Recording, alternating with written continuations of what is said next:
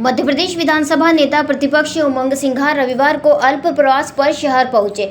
यहां उन्होंने circuit house में कांग्रेस पदाधिकारियों सहित कार्यकर्ताओं के साथ मुलाकात कर 27 जनवरी को महू में होने वाली जय बापू जय भीम जय संविधान रैली को लेकर चर्चा की। इस दौरान पत्रकारों से चर्चा में भाजपा के 1 वर्षीय कार्यकाल पर सवाल उठाते हुए कहा कि प्रदेश सरकार का रवैया 1 वर्ष में मौन रहा। मुख्यमंत्री और प्रधानमंत्री कहते हैं कि वो डबल इंजन की सरकार चला रहे हैं, लेकिन प्रदेश में डबल इंजन सरकार नहीं बल्कि दिल्ली के रिमोट से चल रही है। उन्होंने कहा कि मध्य प्रदेश की स्थिति इतनी दयनीय है कि आर्थिक विकास नहीं हो पा रहा है। भाजपा सरकार ने चुनाव में घोषणा की थी कि वह धान का समर्थन मूल्य बढ़ाएगी, लाडली बहनों को 3,000 रुपये देगी, 2 लाख युवाओं को नौकरी देगी, लेकिन भाजपा की कथनी और करनी के अंतर प्रदेश में देखने को मिल रहा है। न तो लाडली बहनों को 3,000 रुपये मिल रहे, न ही युवाओं को रोजगार। हालात यह है कि युवा पीएससी परीक्षा के लिए आंदोलन कर रहे हैं। स्थिति यह है कि किसानों को खाद नहीं मिल पा रही है। सरकार बहाना बनाती है यूक्रेन युद्ध का, लेकिन दूसरे देशों से खाद नहीं खरीदना चाहती। ये किसान विरोधी सरकार है। जैविक कपास के नाम पर फर्जी तरीके से हुए कारोबार के सवाल पर उन्होंने कहा, पूर्व गृह मंत्री ने इस मामले की जांच जरूर कराई, लेकिन निष्कर्ष नहीं निकाला। यह बड़ा घोटाला है जिसे दबाया जा रहा है। शिकायत में अभी कोई कार्रवाई नहीं की जा रही, तो आप उसमें क्या करेंगे? देखिए, मैं ये काफ़ी समय से सिलसिला चल रहा है और मुझे जहाँ तक जानकारी, नरोत्तम मिश्रा जी जब गृह मंत्री थे उस समय भी ये बात आई थी। तो सरकार ने क्यों इसकी लिपापोती करी, किनको बचाना चाहती है? क्या हमारे देश का नाम जो बदनाम हो रहा है उसको लेके भारतीय जनता पार्टी चुप क्यों?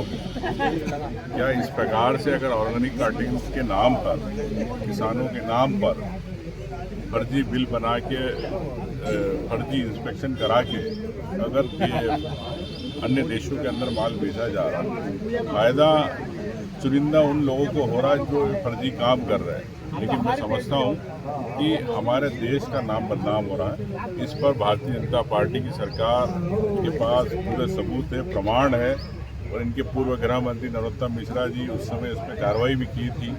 क्यों चुप हो? क्या किसी ने इसमें पैसे ले लिए? अगर पैसे नहीं लिए तो भ्रष्टाचार का खुलासा होना चाहिए और मध्य प्रदेश का नाम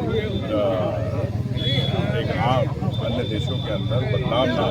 इस पर मोहन यादव को तत्काल कार्रवाई करना चाहिए। इसको लेकर के विधानसभा में कोई क्वेश्चन उठाएंगे आप? पहले भी कई प्रश्न लगे हैं, लेकिन वापस से ये मामला वापस से एक संज्ञान में आया है, इस तौर से उसको उठाएंगे। प्रदेश में, देश में कई आंदोलन हो रहे हैं जिसे डंडे की नोक पे दबाया जा रहा है, तो इस पर आप क्या कहेंगे? देखिए, मैं तो कई बार कह चुका हूँ कि देश के अंदर भले मोदी जी, अमित शाह कहते हैं डबल इंजन की सरकार एक ही सिंगल इंजन की है। रिमोट कंट्रोल दिल्ली में है। यहाँ के जितने भी है अन्य भारतीय जनता पार्टी के मुख्यमंत्री सभी जिस प्रदेश में, वो सिर्फ कठपुतली के रूप में काम कर रहे हैं। और इसीलिए कांग्रेस पार्टी संविधान की रक्षा के लिए 27 तारीख जय भीम, जय बापू जय भीम जय संविधान को लेके रैली कर रही है। और हम चाहते हैं कि आम जनता के जो संविधान में अधिकार है वो बचे रहे, सुरक्षित रहे, और देश की हर जनता के लिए कांग्रेस पार्टी। बात ऑर्गेनिक कॉटन की हो या सौरभ शर्मा की हो, या फिर मध्य प्रदेश के इंदौर महानगर की, जहां पर 2 पार्षद जीतू यादव और रमेश कालरा के बीच के द्वंद्व की हो, इसको लेकर क्या कहना है? लेकिन मैं समझता हूँ कि जिस प्रकार से भारतीय जनता पार्टी के 2 पार्षदों के बीच में विवाद हुआ, लेकिन एक युवा बच्चा था, उसको जिस प्रकार से प्रताड़ित किया गया, मैंने पहले भी कहा मोहन यादव जी को अपने पत्र के माध्यम से और आपके माध्यम से कहना चाहता हूँ कि सबसे पहले सोशल मीडिया से उसको डिलीट कराना चाहिए, क्योंकि एक उस बच्चे का भविष्य है। आज वो मानसिक रूप से प्रताड़ित है, डिप्रेशन में है। तो इस प्रकार की घटना ना हो और तत्काल इस पर कार्रवाई हो रही है, होना चाहिए। अब 48 घंटे के अंदर इंदौर की पुलिस ने नहीं कर पाई। इंदौर की पुलिस 48 घंटे तक किसका इंतजार करेगी, किसके निर्देश का इंतजार करेगी? बताएं। सरकार जन कल्याणकारी पर्व मना रही है, उसको लेकर क्या कहना है? जन कल्याण हो कहाँ रहा? क्या युवाओं को प्रदेश के अंदर नौकरियां मिली? क्या किसानों को समय पे खाद मिला?